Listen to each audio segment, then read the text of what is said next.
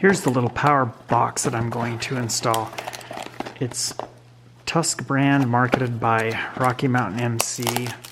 They came out with this probably about 4 or 5 months ago, and it was out of stock for a while, and when it came back in stock, I ordered 2 of them. Because at the time I was kind of contemplating getting 2 new motorcycles this year, and so far that's holding true. So we have 3 outputs numbered 1, 2, and 3, and then we have our negative wire, we have a positive wire that goes to the battery, and then we have this blue wire, which is an ignition triggered wire. So this hooks up to a power lead that is only active when the ignition switch is on. And then inside, we have 3 different fuses. It's good for, I believe, a total of 15 amps. So you would want to not have more than 15 amps total here. So you would size these appropriately if you needed to have one of these 10 amps. If we look real close inside, you can see that series of little dip switches. So you also see the little C and then the S. So if we move the switch to the left, towards the C, that means that circuit is then constant power. If we move it to the right where we see that little tiny S, then it's switched, meaning that circuit is only live when the ignition switch is turned on. So it uses this really compact fuse where the blades are kind of integrated into the body. These are a relatively new style fuse that are much more compact than your typical mini fuses. So it does come with an assortment of fuses. These are out of the ones that I've already installed in a bike. I pulled all the fuses out and then also put some of the spares in here while I was doing the wiring. For connection, we've got these 3 small connectors here. It does also have a little rubber cover to seal it up. But then there's 2 different ways you can connect everything. You can splice these onto the wires that you have in your motorcycle or UTV, and then connect this to that. The other thing that it comes with is buried in here. We have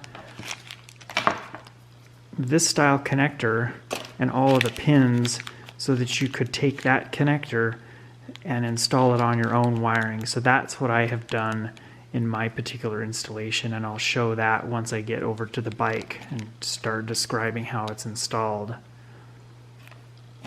And it comes with a handful of zip ties, and it does also include, here's all the spare fuses, it does also include a fuse hole puller.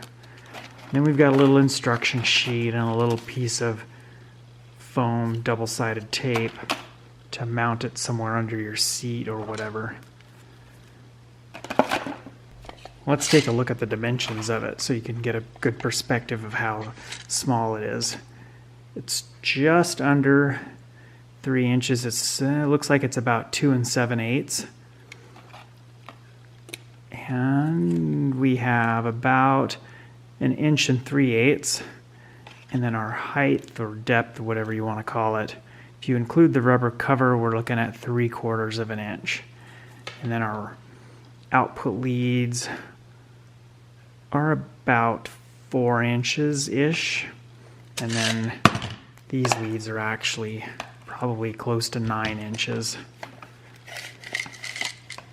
Nope, they're closer to 11. And because I'm still working on all the wiring, I've gone ahead and pulled those 2 fuses out. But so far I've got a circuit for grip heaters and a circuit for GPS. So what I have done here is ran a new wire harness, a ground wire and a positive wire for each of those 3 circuits. And they are connected right here. So the kit comes with either a pigtail or a mating connector, where you can take that connector and the pins and attach it to your own wire. So that's what I've done, is attached it to my own wiring rather than having to splice in the pigtail. So back here I have all that wiring run through this nylon braided sleeve. I've tucked it down inside, and then I routed it along the frame, along the other wiring harnesses, all the way up to the front of the bike. So let's take a look at here at the front. So this particular bike came with an auxiliary port right here, auxiliary set of power leads. So here's my new wiring. I have black and red 14 gauge.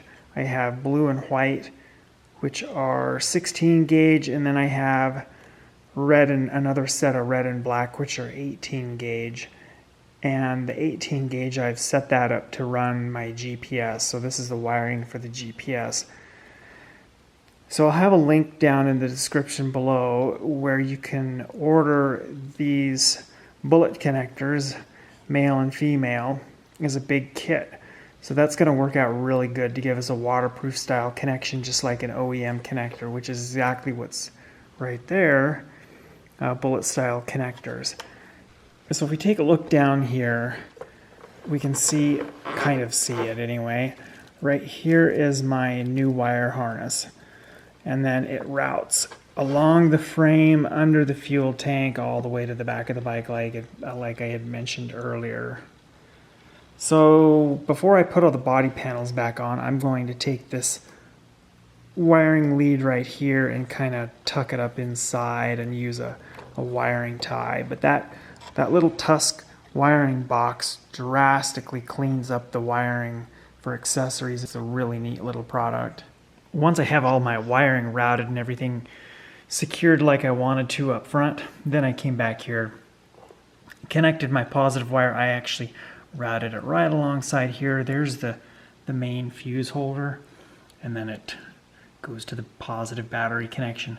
Negative wire, I routed it right under here, under this set of relays and fuse holders and stuff, and then connected it to the negative right there. And then this particular bike came with a set of auxiliary power leads under the seat. So you can see there, that's where my blue wire is connected. So this is ignition triggered as well. So this connector, that's another project. That's my battery tender trickle charger lead. I found this wiring kit on Amazon, so I'll have a link in the description below. It's an Amazon affiliate link. So this is what I've installed on my wires that are routed off of the little power box up to the area behind the headlight. So I've used